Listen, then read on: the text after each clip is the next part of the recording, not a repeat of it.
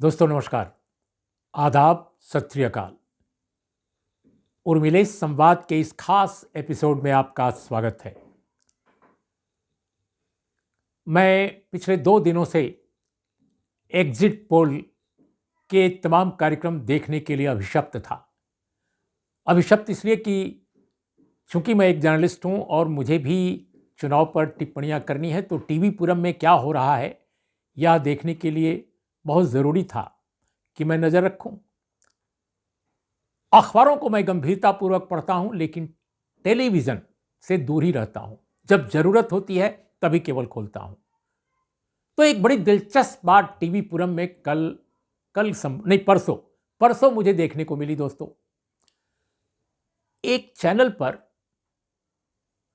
बड़े चैनल पर, अपने को बहुत बड़ा चैनल मानता है, उस पर एक बहस चल रही थी कि ओबीसी ने मध्य प्रदेश में कांग्रेस को बिल्कुल बिट्रे कर दिया, कांग्रेस को वोट नहीं दिया है, बीजेपी को ज्यादा वोट दे दिया है। तभी तो एग्जिट पोल में इतना आ रहा है। बीजेपी का बम्पर वोटिंग दिखाई दे रही है, बहुत ज्यादा उसको सीटें मिलती नजर आ रही हैं और कांग्रेस फिसड्डी हो गई है। तो OBC despite of Rahul Gandhi ये अनाउंसमेंट कि जातिवार सर्वेक्षण वो कराएंगे प्रदेशों में, या राष्ट्रीय स्तर पर जातिवार जनगणना होगी, या यूं कहा जाए कि राष्ट्रीय जनगणना में जातियों के भी कोष्ठ रखे जाएंगे, यानी उनका प्रकोष्ठ रखा जाएगा, उनके बारे में गिनती की जाएगी। तो ये अनाउंसमेंट कांग्रेस की ओर से करने के बाद भी आखिर ओबीसी क्यों नहीं गया, ओबीसी बीजेपी में चला गया, इसका क्या मतलब है?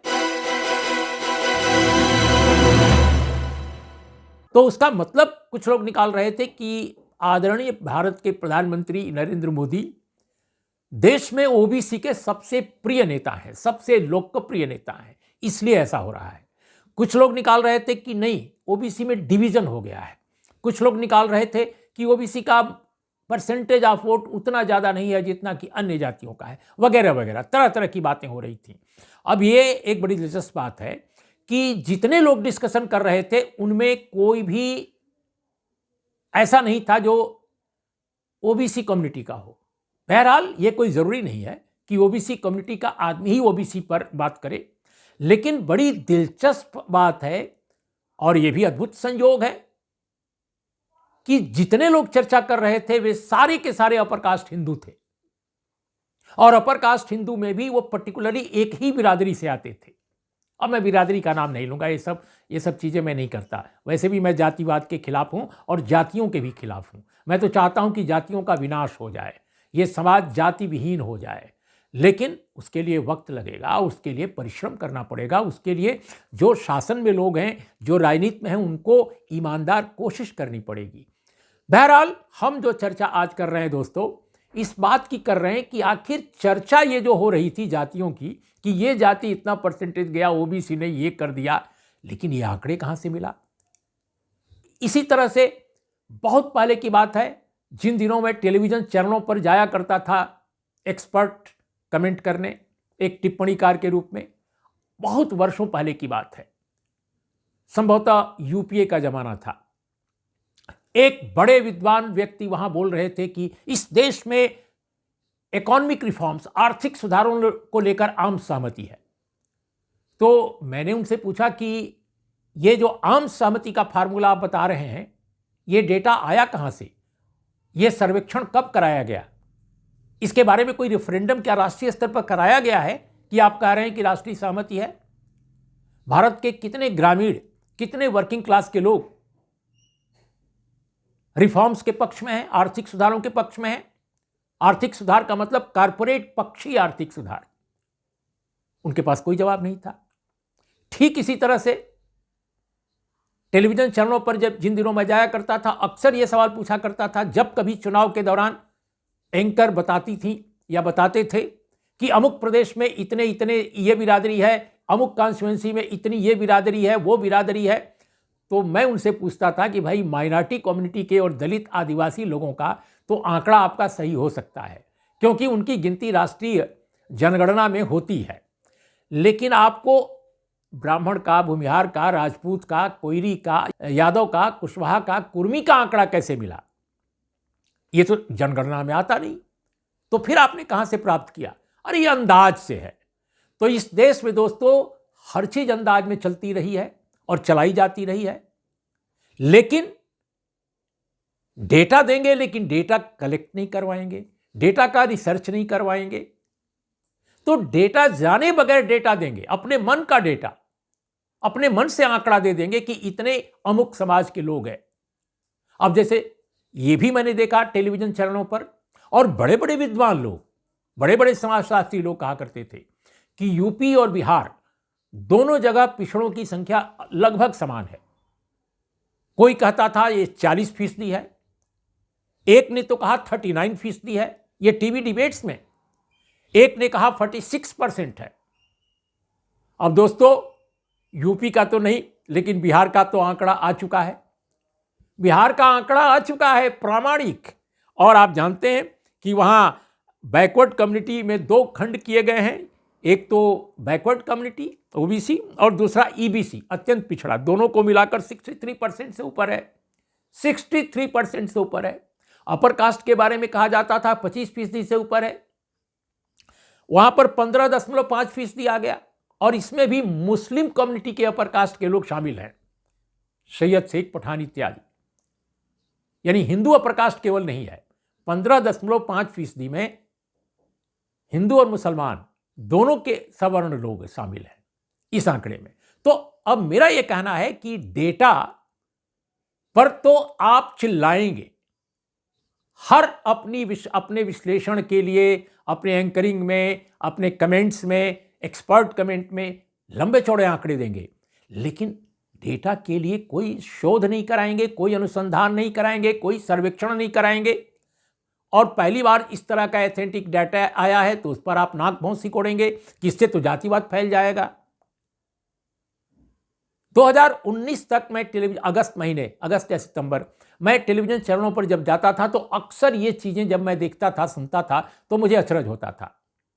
अब दोस्तों ये डेटा तो कोई नहीं बताएगा कि टेलीविजन चैनलों में कितने, कौन बिरादरियों के लोग हैं, किन समाजों के लोग हैं जो इस तरह की बात करते हैं। ओबीसी का वोट किसको मिला, किसको नहीं मिला, ओबीसी किस पार्टी के प्रति झुकाव उसका ज्यादा है, ओबीसी में कौन नेता ज्यादा पॉपुलर है, यह सब कुछ बताएंगे वे लोग जो 15.5% के तहत आते हैं। बल्कि 15.5 भी नहीं, इन 15.5 में भी वो हार्डली 3% लोग होंगे, 3%। उन्हीं में से बताएंगे कि इस देश के 63% लोगों का पसंदीदा नेता कौन है, पसंदीदा पार्टी कौन है, वो किधर झुक रहे हैं, किधर नहीं झुक रहे हैं।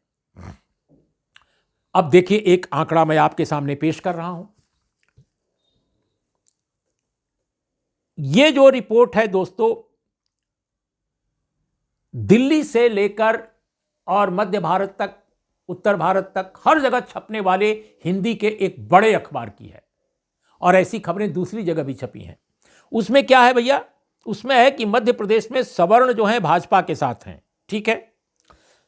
54% ब्राह्मण जो उन्होंने वोट किया है भाजपा को, 47% राजपूत को, 45% एससी को, 46% एसटी बीजेपी को वोट किया है, 45% एससी, 39% एसटी, 38% राजपूत, 28% ब्राह्मण कांग्रेस को वोट किया है। ये सब आंकड़े हैं, मैं नहीं अपनी ओर से कह रहा हूं, ये छपा हुआ है अखबार में। राजस्थान के बारे में बता रहे हैं, 48% OBC, 47% Rajput, 38% Jat, 36% Meena ST, 31% SC BJP को वोट किए हैं, 83% मुस्लिम, 58% एससी, 46% मीणा, 32% जाट, इन्होंने कांग्रेस के को वोट किया है। छत्तीसगढ़ में 54% एससी, 51% एसटी, इन्होंने कांग्रेस को वोट किया है। अब मेरा कहना है कि ये आंकड़े आपको कहां से मिलते हैं? इसके अलावा आप ये भी बता देते हैं कि अमुक कॉन्स्टिट्यूएंसी में इतनी अमुक जाति है। सारे अखबारों की रिपोर्ट्स पढ़ लीजिए इलेक्शंस के दौरान और टेलीविजन चैनलों पर देख लीजिए, अमुक जिले में, अमुक कॉन्स्टिट्यूएंसी में इतने दलित हैं, इतने आदिवासी हैं, इतने मुस्लिम हैं। ये तो हो गया, ये तो वाकई डेटा है। लेकिन आप ये कैसे बता सकते हैं कि वहां कुर्मी कितने हैं, वहां धानुक कितने हैं, वहां पर साहू कितने हैं, वहां पर कोयरी कितने हैं, कुशवाहा कितने हैं? वहां ब्राह्मण कितने हैं, वहां राजपूत कितने हैं, ये कैसे आप बता सकते हैं? आप तो जातिवार जनगणना के पक्ष में ही नहीं है और न होने देते हैं। और जिन प्रदेशों में हुआ उनसे आप नाराज हैं, चिढ़े हुए हैं, उनको आप जातिवादी प्रदेश कह देते हैं और वो सर्वेक्षण कराने वालों को देश का सबसे बड़ा जातिवादी बता देते हैं। अब सवाल यह है कि जो लोग ऐसे लोगों को जातिवादी कहते हैं वो कितने जाति निरपेक्ष हैं? जैसे ही समाजशास्त्री ढंग की कोई चर्चा की जाती है कभी भी, चाहे वो सेमिनार हो, चाहे वो टेलीविजन चैनल हो, जब कभी जातियों का प्रश्न उठाया जाता है या उठाता है कोई भी व्यक्ति, तो उसको फौरन कह दिया जाता है ए जात पात मत कीजिए। ये कौन लोग कहते हैं? जो संस्थानों में 95% भरे पड़े हैं और जिनकी समाज में आबादी हार्डली 3.4% के आसपास है या 4.5% के आसपास है। बिलो 5% जिनकी आबादी समाजों में है और जो संस्थानों में 94-95% हैं, वे ये कह रहे हैं कि जाति का प्रश्न उठाकर आप जातिवाद कर रहे हैं। सो कौन स्टॉप कर रहा है, कौन रोक रहा है शेष 94% 95% पॉपुलेशन के लोगों को उन संस्थानों में आने से? यानी 4% जो आबादी है, 3% जो आबादी है, उनके 95% 94% लोग भरे पड़े हैं, लेकिन जो आबादी में 94-95% हैं, उनके 3% भी लोग नहीं हैं ठीक से, 4% लोग भी नहीं हैं उन संस्थानों में। आखिर ये कैसा समाज है? ये कैसी पत्रकारिता है? ये कैसा मूल्यांकन है? ये कैसी ईमानदारी है? ये कैसी समझदारी है? और ये कैसी तरफदारी है? तो इस तरह की जो रिपोर्टिंग है, ये अपने समाज की न तो सही तस्वीर पेश करती है और न पेश करने वालों को इजाजत देती है। किसी भी क्षेत्र की अगर कोई सही तस्वीर, खासकर ये बात नॉर्थ इंडिया में तो जबरदस्त ढंग से ये लागू होती है नॉर्थ इंडिया पर, हिंदी भाषा भाषी क्षेत्र पर। उनके लिए हर वो नेता जो नॉन अपर कास्ट समाज से आता है, उनके लिए वो नेता बुरा हो जाता है। लेकिन अगर वो एक खास पार्टी के पक्ष में वही नेता चला जाता है तो वो ठीक हो जाता है। उसी तरह से वो ओबीसी कम्युनिटी को तमाम तरह के उलाहनों से घेर लेते हैं, लेकिन अपनी पसंद की किसी पार्टी के नेता को ओबीसी का सबसे बड़ा प्रतीक पुरुष बता देते हैं। अब ये कोई नहीं पूछता कि जिन्हें आप प्रतीक पुरुष बता रहे हैं उन्होंने ओबीसी के लिए किया क्या है। ओबीसी का अगर सबसे बड़ा कोई मुद्दा हाल के वर्षों में, हाल के दशकों में आया, वो मंडल आयोग की रिपोर्ट के लागू करने का था। अब पूछा जाना चाहिए प्रतीक पुरुष से या सर्वोच्च नेता से कि भाई मंडल आयोग की रिपोर्ट को लागू कराने के लिए क्या उन्होंने कभी कोई आवाज लगाई थी 90 से पहले, 1990 से पहले? कभी कोई धरना, कोई प्रदर्शन, कोई ज्ञापन, कभी कुछ दिया था? लेकिन इस पर बिल्कुल खामोश।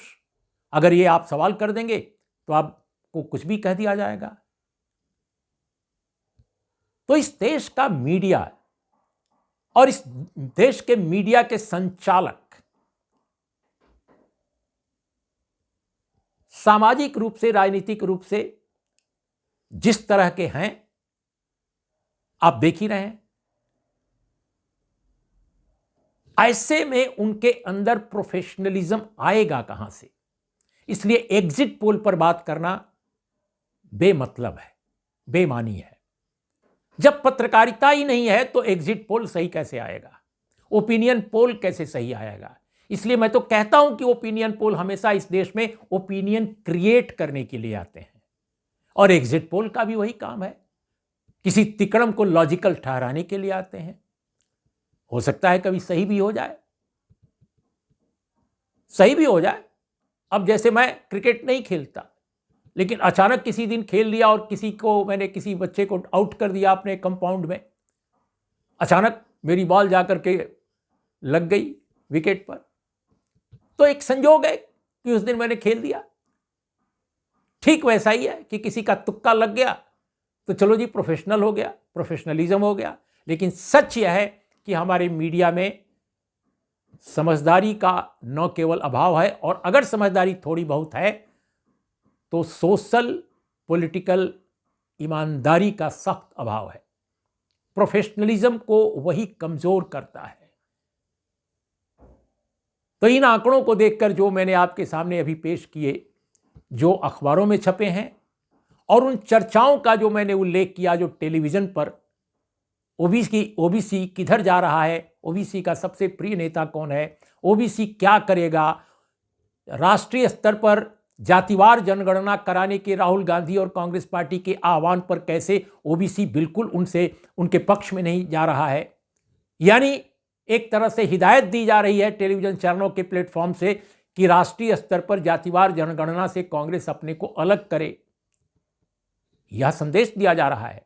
तो मुझे लगता है कि ये सब चीजें जो हो रही हैं वो एक खास मिजाज के तहत हो रही हैं, और वह मिजाज जो दूसरों को जातिवादी कहता है वह स्वयं कितना जातिवादी है, इसका तो बिल्कुल जीता जागता नमूना है कि डिस्कशन करने वाले सारे लोगों में वही 3% 4% लोगों के नुमाइंदे हैं, उन्हीं समाजों से आए लोग हैं, कोई दूसरा नहीं है। अब ये भी संयोग है क्या कि सारे डिस्कशन में ऐसे ही लोग रहते हैं? तो इस सवाल के साथ आज की चर्चा का समापन करता हूं। नमस्कार, आदाब, सत श्री अकाल। दोस्तों, आप हमारा चैनल जरूर देखिए, शेयर कीजिए और अपने दोस्तों को सब्सक्राइब करने के लिए कहिए। एक बार फिर आपको आदाब।